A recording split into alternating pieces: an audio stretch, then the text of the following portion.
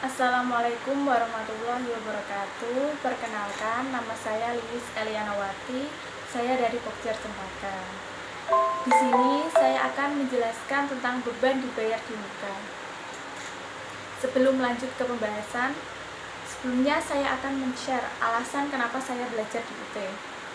Yang pertama, dapat kerja sambil kuliah. Di sini saya dapat membagi waktu antara kerja dan kuliah, sehingga tidak dapat mengganggu pekerjaan saya. Yang kedua, menurut saya biaya di UT sangatlah murah dibandingkan universitas yang lain. Yang ketiga, UT sudah termasuk perguruan tinggi negeri. Yang keempat, sistem pembelajarannya relatif mudah. Ada yaitu yang pertama secara daring, yang kedua dengan tutorial tatap muka. Di sini saya memilih yang kedua, yaitu tutorial tatap muka yang bertempat di SMK Negeri 1 Pati. Awal-awal saya belajar di UT, saya merasa bimbang, namun seiring berjalannya waktu, saya merasa bangga berkuliah di UT. Sebelumnya banyak pandangan yang menjelaskan bahwa cari nilai di UT itu sangat.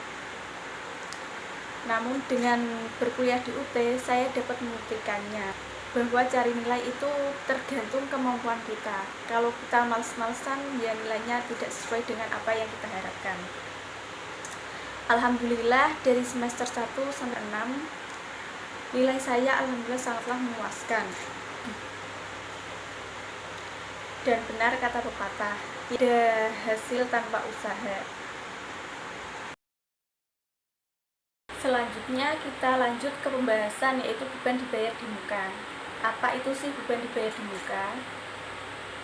Beban dibayar di muka adalah biaya operasi kas yang telah dibayarkan sebelum jatuh tempo. Dengan kata lain, perusahaan telah melakukan pembayaran secara tunai, namun belum mengakuinya sebagai beban.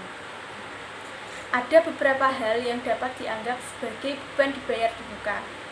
Yang pertama yaitu sewa, asuransi, pajak, gaji, peralatan, dan bunga. Selanjutnya ada dua metode dalam pencatatan beban dibayar di muka. Yang pertama yaitu dicatat sebagai harta atau pendekatan neraca. Yang kedua dicatat sebagai beban atau pendekatan laba rugi. Untuk pencatatan dalam jurnal umumnya yaitu apabila dicatat sebagai harta atau pendekatan neraca, jurnalnya adalah asuransi dibayar di muka sebelah debit dan kas sebelah kredit. Apabila dicatat sebagai beban atau pendekatan laba rugi, maka jurnalnya adalah beban asuransi sebelah dan kreditnya adalah kas. Kemudian pencatatan dalam jurnal penyesuaian. Apabila dicatat dengan menggunakan pendekatan neraca, maka jurnalnya adalah beban asuransi sebelah debit dan kreditnya adalah asuransi dibayar di muka. Kemudian apabila dicatat dengan pendekatan laba rugi, jurnalnya adalah asuransi dibayar di muka sebelah debit dan kreditnya adalah beban asuransi. Di sini saya akan memberikan contoh kasus untuk memudahkan kalian dalam melakukan pencatatan. PT Meibong pada bulan Juni 2020 membayar asuransi dengan tunai untuk 12 bulan senilai 24 juta. Tentukan jurnal umum dan jurnal penyesuaian dengan menggunakan pendekatan neraca dan pendekatan laba rugi. Jawabannya, apabila dicatat dengan menggunakan pendekatan neraca, jurnalnya adalah sebelah debit asuransi dibayar di muka senilai 24 juta dan sebelah kredit adalah kas senilai 24 juta.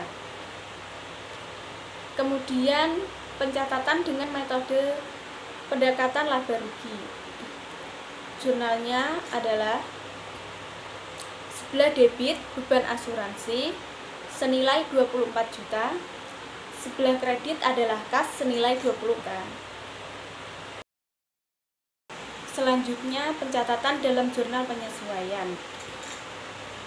Apabila dicatat dengan menggunakan pendekatan neraca, maka jurnalnya adalah sebagai berikut. Beban asuransi sebelah debit senilai 24 juta. Kreditnya adalah asuransi dibayar di muka senilai 24 juta. Kemudian pencatatan dengan metode pendekatan laba rugi, yaitu jurnalnya adalah sebagai berikut. Asuransi dibayar di muka sebelah debit senilai 24 juta. Kreditnya adalah beban asuransi senilai 24 juta. Demikian pembahasan mengenai beban asuransi dibayar di muka. Apabila ada salah kata, saya mohon maaf yang sebesar-besarnya. Wassalamualaikum warahmatullahi wabarakatuh. Jangan lupa di like dan di share video ini ya.